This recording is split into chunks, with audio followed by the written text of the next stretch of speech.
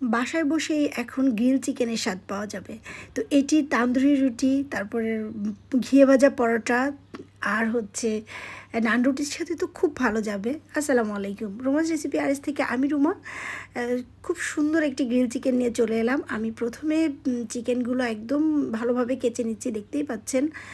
তো যাতে করে এর ভিতর সব মশলা ঢোকে, আমি এখন পানির ভিতর এগুলো ভালো করে ধুবো।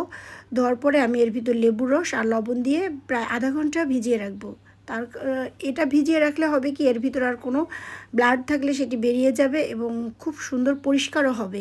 দেখতে পাচ্ছেন আমি খুব সুন্দরভাবে একদম ভিজিয়ে রেখে এখন অনেকক্ষণ পরে খুব ভালো করে ধুয়ে উঠিয়ে নিচ্ছে। আমি এর ভিতর এখন মশলা রেডি করব।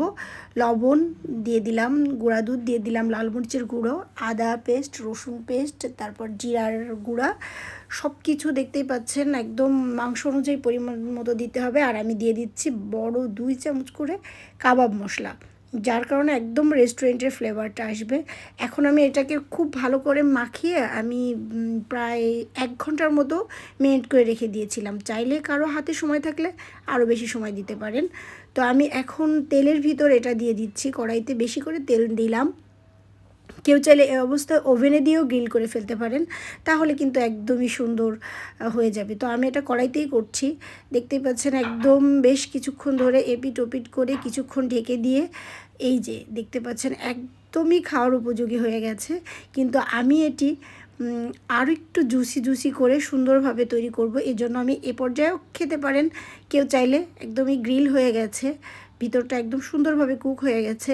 তো আমি একটু সুন্দরভাবে খাওয়ার জন্য আমি আরেকটা সিস্টেম করব। আমি যেসব মশলা মাংসের ভিতর দিয়েছিলাম ম্যারিনেটের সময়, ঠিক একই মশলা আমি কষিয়ে এর ভিতর টক দই দিয়ে ভালো করে কষিয়ে যে জাল উঠিয়ে নিয়েছি।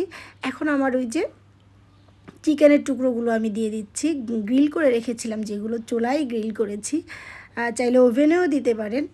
তো এইভাবে এখন আমি সুন্দর করে দিয়ে এটা ঢেকে আরও কিছুক্ষণ আমি এটাকে জাল করব। একদমই দেখতে পাচ্ছেন মশলাগুলো খুব সুন্দরভাবে ঢুকে গেছে এর ভিতরে। আর এখন আমি এটাকে আরেকটু জাল করে মশলাটা একদম টানিয়ে পোড়া পোড়া করে ফেলবো। তো আমি এই পর্যায়ে আমি আবারও ঢেকে দিয়েছি, আমি ভিতরে একটু জুসি রাখবো, সে কারণে আমি এই সিস্টেমটা করেছি। একদমই আমি আমার মতো করে করেছি, যেটা আমি করে থাকি। তো এখন দেখতে পাচ্ছেন খুব সুন্দরভাবে টেনে যেয়ে একদম একটু কালারও আসছে এবং চমৎকার একটু মশলা আসছে, ফ্লেভারটাও বেশ ভালো আসছে মাশাআল্লাহ। আমি এটা ঘিয়ে ভাজা পরোটা দিয়ে খাবো, আপনারা চাইলে নান, তন্দুরি যে কোনো রুটি দিয়ে খেতে পারেন। আমি এই পরোটাগুলো একদমই ঘিয়ে ভেজে রেখেছি।